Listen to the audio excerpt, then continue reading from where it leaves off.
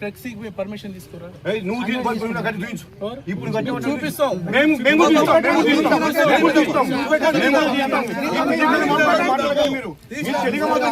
జాగ్రత్త మాట్లాడి నేర్చుకోండి. చాలా చూస్తాం. మీకు అభ్యంతరం ఏంటి? బీఆర్ఎస్ పార్టీ ఎమ్మెల్యే కడెన్స్ టీఆర్ గారు ఫోటో పెట్టుకుని మీకు అభ్యంతరం ఏంది? మీరు చేసే రాజకీయం ఏంది? ప్రజా సమస్యలు లేవా మీకు? మీరు ఎప్పుడు ఇస్తారు? మాకు ఇస్తాం. ఆయన మాట్లాడతారు, మీరు మాట్లాడతారు, అంతే కదా. దీనివల్ల లా అండ్ ఆర్డర్ మీకు తెలుసు, దానికి తెలుసు. సో తెలంగాణ మున్సిపల్ యాక్ట్లో ఏముంది మీకు తెలుసు. మీరు ఆల్రెడీ మీరు ఫ్లెక్స్ పెట్టడం తెలుసు. దాంట్లో గతంలో కూడా మినిస్టర్ గారు కూడా చెప్పడం జరిగింది. దానికి ఎప్పుడు పర్మిషన్ ఉండాలి, ఎట్లుండాలా. బీఆర్ఎస్ పార్టీ కార్యకర్తల కష్టంతో గెలిచినటువంటి కడెన్స్ గారి నియోజకవర్గ అభివృద్ధి ధ్యేయంగా నేను పార్టీ మారుతున్నా అని చెప్పేసి, కాంగ్రెస్ పార్టీలో చేరిన అని చెప్పేసి బహిరంగంగా మీటింగ్లలో చెప్పడం కూడా జరిగింది. పార్టీ ఫిరాయింపుల చట్టంలో భాగంగా సుప్రీంకోర్టు నిర్ణయం మేరకు మళ్ళీ స్పీకర్ గారికి 2 రోజుల క్రితము నేను బీఆర్ఎస్ పార్టీలోనే ఉన్నాను.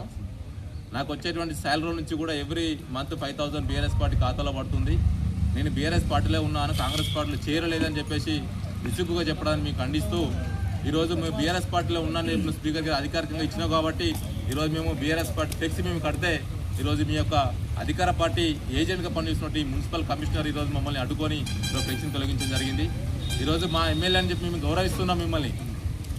కానీ ఈరోజు మీ కాంగ్రెస్ అధికార పార్టీ ఏదైతుందో ఆ ఏజెంట్గా పనిచేస్తున్నటువంటి మున్సిపల్ కమిషనరు ఈరోజు మమ్మల్ని ఇబ్బందులకు గురి చేసి ఫ్లెక్సీని కూడా వీకి మా మీద పోలీస్ స్టేషన్లో బంధించడం జరిగింది.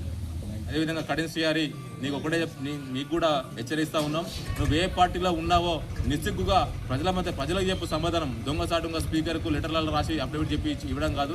నువ్వు బీఆర్ఎస్ పార్టీలో ఉన్నా అంటే బీఆర్ఎస్ పార్టీ కండ ఒప్పుకొని ఈరోజు గణపతి గారు తిరుగు.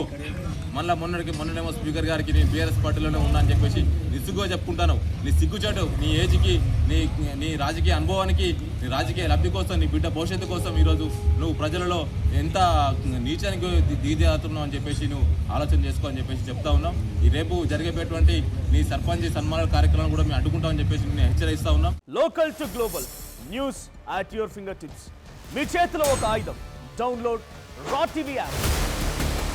Media legend Ravi Prakash is back.